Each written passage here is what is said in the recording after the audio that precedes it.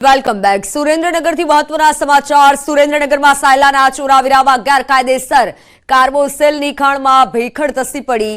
આ દુર્ઘટનામાં 2 મજૂરોના મોત થયાની આશંકા વ્યક્ત કરાઈ છે. જો કે સમગ્ર ઘટના મામલે મજૂરોના મોત અંગે પોલીસ તરફથી કોઈ પુષ્ટિ કરાઈ નથી અને આ ઉપરાંત 2 મજૂરોના મોત અંગેનો મેસેજ વાયરલ થયા બાદ પરિવારને રૂપિયા આપી સમગ્ર મામલો દબાવવાનો પ્રયાસ કર્યાનો પણ આક્ષેપ કરાયો છે. સાયલા પોલીસે તપાસ હાથ ધરી છે. મજૂરોના મોત અંગે તંત્રના મૌનને લઈને અનેક સવાલ ઉઠી રહ્યા છે. દાહોદના લીંબડી ઝાલોદ રોડ પરના વરોડ ટોલ બૂથ પરનો હોબાળો કે જેમાં બિસ્મા રોડને લઈને ટોલ મેનેજરની રજૂઆત કરવા સ્થાનિકો ગયા હતા. સ્થાનિકોનો આક્ષેપ છે કે તે સમયે બૂથના કર્મચારીઓએ ઉદ્ધતાઈભર્યું વર્તન કર્યું હતું અને જે બાદ વાહન સમિતિ સામાજિક આગેવાનોએ ધરણા પર ઉતર્યા હતા અને આ સમયે વરોડ ટોલ બૂથ પરથી સાંસદ જશવંતસિંહ ભાભોર પણ પસાર થયા હતા. સ્થાનિકોએ તેમને પણ રોકી રજૂઆત કરી હતી. જોકે સ્થાનિકોનો આક્ષેપ હતો કે સાંસદ નીકળી ગયા હતા અને જે બાદ ફતેપુરા ધારાસભ્ય રમેશ કટારાની રજૂઆત કરાઈ હતી. બિસ્વા રોડના પ્રશ્ને સ્થાનિકોએ દેખાવો કર્યા જેના દ્રશ્યો સામે આવ્યા છે. સાંસદ પસાર થતા રજૂઆત કરવામાં આવી હતી અને આ સાથે જ લીંબડી ઝાલોદ રોડ પરના વરોડ ટોલ બૂથ પર સ્થાનિકોએ હોબાળો મચાવ્યો હતો. બિસ્મા રોડના પ્રશ્ને મુદ્દે સ્થાનિકોએ દેખાવો કર્યા હતા અને કલેક્ટરને રજૂઆત કરી હતી. સાંસદ પસાર થતા સાંસદને પણ રજૂઆત કરવામાં આવી હતી અને આ સાથે બેનરો સાથે સ્થાનિકો રસ્તા પર ઉતરી આવ્યા હતા અને સૂત્રોચ્ચાર સાથે દેખાવો કર્યા હતા. બિસ્મા રોડને લઈને સ્થાનિકોએ દેખાવો કર્યા. તો વલસાડના ઉદવાડામાં એક અજીબ ઘટના બની છે. કુવામાં મહાકાય આખલો ખાબક્યો હતો. કુવા પર બાંધેલી જાળી ઉપર ખાવાનું મૂક્યું હતું જેને ખાવા જતા આખલો ઊંડા કુવામાં પડ્યો હતો અને ઉદવાડાના ઘંટેશ્વર મહાદેવ મંદિર પરિસરમાં વર્ષો જૂનો 30 ફીટ ઊંડો કુવો છે. ત્યારે આ ઘટનાને લઈને જીવદયા પ્રેમીની ટીમને બોલાવી હતી. આખલાને બહાર કાઢવા અનેક પ્રયાસ કરાયા હતા પરંતુ વજન વધારે હોવાના કારણે આખલો કુવામાં કીચડમાં ફસાઈ ગયો હતો. આખરે હેવી ક્રેનની મદદથી આખલાને બહાર કાઢવામાં આવ્યો હતો.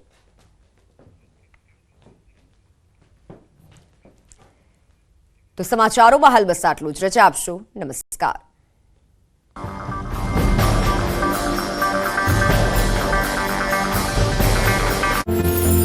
કસ્તુરબાના તેલીય ચિત્રને પુષ્પાંજલિ અર્પણ કરી. સાથે જ સુદામા મંદિરમાં પણ દર્શન કર્યા. આ પ્રસંગે તેમની સાથે સાંસદ રમેશ ધડુક, રામ મોકરિયા અને ધારાસભ્યો સહિતના આગેવાનો ઉપસ્થિત રહ્યા. પોરબંદરથી ટિકિટ આપવા પર માંડવિયાએ પાર્ટીનો આભાર માન્યો. સાથે જ ભવિષ્યમાં આ વિસ્તારનું નેતૃત્વ કરવાનો મોકો મળશે તેવો વિશ્વાસ વ્યક્ત કર્યો. બનાસકાંઠા જિલ્લાના 4 તાલુકાના 70થી વધુ ગામોના તળાવો ભરવાની શરૂઆત થઈ છે. સરકાર દ્વારા 592 કરોડ રૂપિયાનો ખર્ચ કરીને 70 કિલોમીટર લાંબી થરાદ સીપુ પાઇપલાઇન નાખવામાં આવી છે, જેને લઈને થરાદ તાલુકાના 15 ગામોના તળાવો ભરવાનું શરૂ કરાયું. થરાદના ધારાસભ્ય અને વિધાનસભાના અધ્યક્ષ શંકર ચૌધરી અને સંસદ પરબત પટેલ દ્વારા તળાવમાં પાણી આવતા શ્રીફળ અને ફુલહાર દ્વારા નીરના વધામણા કરાયા. થરાદના ઘેસડા, કોઠી, કરણપુરા ગામના તળાવો ઉપર પહોંચ્યા હતા, જ્યાં વિધાનસભાના અધ્યક્ષ શંકર ચૌધરી અને સંસદ પરબત પટેલે તળાવમાં પાણી આવતા શ્રીફળ, ફુલહાર અને કંકુ ચોખા ચડાવી ઢોલ નગારા વગાડી નીરના વધામણા કર્યા. ખેડૂતને સિંચાઈના પાણીની સમસ્યાનો અંત આવે તે માટે થરાદથી સીપુ સુધી 70 કિલોમીટર લાંબી પાઇપલાઇન નાખવામાં આવી છે. તેમજ મહાજનપુરા, મડાલ અને રસાણા આમ 3 ગામોમાં પમ્પિંગ સ્ટેશનો ગોઠવવામાં આવ્યા છે, જેના થકી સીપુ ડેમ સુધી પાણી પહોંચાડાશે. આ મુખ્ય પાઇપલાઇનની બંને બાજુમાં આવતા ગામોના તળાવો લિંક પાઇપ નાખીને ભરવામાં આવશે, જેમાં મહાજનપુરા પાસે નર્મદા મુખ્ય નહેરમાંથી સીપુ ડેમ સુધી પાઇપલાઇન નાખવામાં આવી છે, જેમાં થરાદ તાલુકાના 15 ગામના 47 તળાવો, લાખણીના 9 ગામના 19 તેમજ ડીસાના 12 ગામના 35 તળાવો અને દાંતીવાડાના 2 ગામના 5 તળાવો સહિત અનેક ગામોના તળાવોમાં પાણી ભરાશે, જેને લઈને ખેડૂતોની 6000 હેક્ટર જમીનને સિંચાઈનો સીધો લાભ મળશે, જેને લઈ ખેડૂતો માટે સોનાનો સૂરજ ઉગતા ખેડૂતોમાં ભારે ખુશી જોવા મળી રહી છે. મહાશિવરાત્રિના મહાપર્વને લઈ સોમનાથમાં ભક્તોનું ઘોડાપૂર ઉમટ્યું. શિવરાત્રિના આ પાવન પર્વના દિવસે દેશના પ્રથમ જ્યોતિર્લિંગ સોમનાથ મહાદેવ મંદિરે વહેલી સવારે ભક્તો મંદિરે દર્શનાર્થે પહોંચ્યા. વહેલી સવારે 4 વાગે દર્શનાર્થીઓ માટે મંદિરના કપાટ ખુલ્લા મૂકવામાં આવ્યા. મંદિર ખુલતા ભક્તોનું જાણે કેડિયારું ઉભરાયું હોય તેવા દ્રશ્યો જોવા મળ્યા. દેશ વિદેશમાંથી શિવભક્તો મહાદેવના દર્શન માટે પહોંચ્યા, જેને લઈ સોમનાથ મંદિરથી લઈને શંખ સર્કલ સુધી ટ્રાફિક જોવા મળ્યો. સમગ્ર મંદિર પરિસર હર હર મહાદેવના નાદ સાથે ગુંજી ઉઠ્યું. આખો દિવસ ઓમ નમઃ શિવાય, હર હર ભોલે અને હર હર મહાદેવનો નાદ ગુંજતો રહ્યો. શિવભક્તો મહાદેવની આરાધનામાં લીન બન્યા. આજના દિવસે ખાસ સોમનાથ મંદિર ટ્રસ્ટ દ્વારા ભાવિકો 25 રૂપિયામાં મહાદેવની બિલ્વ પૂજા અર્ચના કરી શકે તેવી પણ વ્યવસ્થા ગોઠવવામાં આવી હતી. મંદિરમાં 4 પ્રહરની આરતી કરવામાં આવી. સતત 42 કલાક સુધી ભક્તોની લાઈન જોવા મળી. મહાશિવરાત્રીના પર્વે ભગવાન શિવજી જાણે નગરચર્યાએ નીકળ્યા હોય તેવી અનુભૂતિ સાથે સોમનાથ મહાદેવની પાલખી યાત્રા નીકળી હતી, જે સોમનાથ મંદિર પરિસરમાં ફરી હતી. આ પાલખી યાત્રામાં મોટી સંખ્યામાં સ્થાનિક તીર્થ પુરોહિતો ઉપરાંત દેશ વિદેશથી આવેલા શિવભક્તો પણ જોડાયા અને સોમનાથ મંદિર પરિસરમાં શિવમય વાતાવરણ છવાઈ ગયું. ભાવિકો પાલખી યાત્રામાં બિરાજમાન મહાદેવના દર્શન કરી ધન્યતા અનુભવી. જ્યારે આજે મહાશિવરાત્રીને લઈ સોમનાથ ટ્રસ્ટ દ્વારા સમુદ્ર કિનારે પાર્થેશ્વર પૂજાનું પણ વિશેષ આયોજન કરવામાં આવ્યું. આ પાર્થેશ્વર પૂજામાં ગત શિવરાત્રીના દિવસે 250 જેટલા પરિવારોએ લાભ લઈ પૂજાનો લાભ લીધો. તો મહાદેવનો દિવ્ય અને અલૌકિક શણગાર જોઈ ભક્તજનો પણ ધન્ય બની ગયા. આ સાથે સોમનાથ મહાદેવ મંદિરને પણ રંગબેરંગી પુષ્પોથી સજાવવામાં આવ્યું. મંદિરના દ્વાર, સ્તંભ સહિત કલાત્મક પુષ્પોના અનેરા સાજ શણગાર કરવામાં આવ્યા. સોમનાથ મહાદેવને પ્રાતઃ મહાપૂજા બાદ ભસ્મ, પીતાંબર, પુષ્પ, બિલ્વપત્રનો મનમોહક શૃંગાર કરવામાં આવ્યો હતો. આ ઉપરાંત મહાશિવરાત્રીના પાવન પર્વે રાજ્યના પૂર્વ મુખ્યમંત્રી વિજય રૂપાણી પણ સોમનાથ મહાદેવના દર્શનાર્થે પધાર્યા અને સોમનાથ મહાદેવને જળાભિષેક અને પૂજા અર્ચના કરી ધન્ય બન્યા હતા.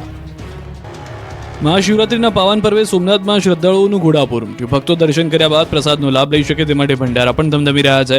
સોમનાથ નજીક દરિયા કિનારે એવા જ એક સેવા મંડળ આ જ રીતે 13 વર્ષથી ભંડારો ચલાવી રહ્યા છે. મંદિરમાં દર્શન કર્યા બાદ શ્રદ્ધાળુ જેવા બહાર નીકળે તેમની માટે અવિરત છાશની વ્યવસ્થા કરાઈ છે. તમામ દર્શનાર્થીઓને પ્રેમથી જમાડવામાં આવ્યા. હરિહરના નાદ સાથે શ્રદ્ધાળુઓ પ્રેમપૂર્વક પ્રસાદ આરોગી રહ્યા છે. હરિઓમ સેવા મંડળના પ્રસાદની વિશેષતા એ છે કે અહીંનો પ્રસાદ મિનરલ વોટરથી બનાવાય છે, જેમાં ટોપરા પાક, સૂકી ભાજી, ફરાળી ચેવડો, છાશ સહિતની પ્રસાદી ભક્તો પ્રેમપૂર્વક આરોગતા હોય છે. મુંબઈ, સુરત, અમેરિકા અને કતરથી લોકો અહીં સેવા આપી ધન્યતા અનુભવે છે. દર વર્ષે અહીં 30,000 જેટલા લોકો પ્રસાદ લે છે. ગાંધીનગરના કલોલમાં આવેલા કપિલેશ્વર મહાદેવ મંદિરમાં ભક્તોનું ઘોડાપુર ઉમટ્યું. ત્યારે મહાશિવરાત્રીના પાવન પર્વ પર ગ્રીન પ્લાનેટ સંસ્થા દ્વારા મંદિરમાં આવતા ભક્તોને પક્ષીઓને પીવાના પાણીના કુંડાનું વિતરણ કરાયું. મંદિરમાં આવતા ભક્તો પણ પક્ષીઓનું ધ્યાન રાખે તે માટે સંસ્થા દ્વારા પ્રયત્ન કરવામાં આવ્યા. ખંભાળિયામાં 100 વર્ષ જૂની પરંપરા મુજબ શિવજી, પાર્વતી અને ગણેશની શોભાયાત્રા નીકળી હતી. ખંભાળિયામાં ખામનાજ મહાદેવના શિવ વરાંગણી નીકળી હતી, જેમાં ભૂદેવો દ્વારા પરંપરાગત ધોતી, પિતાંબર પહેરી શાસ્ત્રોચ્ચાર સાથે શોભાયાત્રા નીકળી હતી.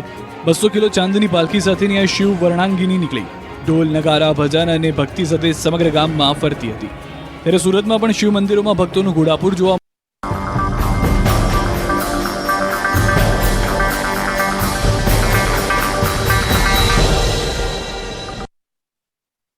વસંત મસાલા. પીએમ મોદી અસમમાં કાઝીરંગા નેશનલ પાર્કમાં લીધી મુલાકાત. પાર્કમાં હાથી અને જીપની સવારી કરી.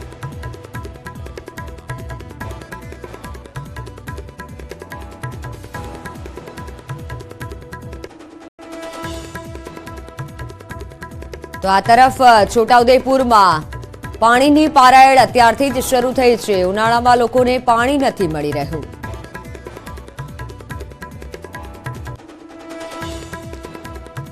જૂનાગઢમાં રવેડી શાહી સ્નાન સાથે શિવરાત્રીનો મેળો સંપન્ન. વર્ષો બાદ સાધુઓની રવેડી બગીને બદલે ટ્રેક્ટરમાં નીકળી.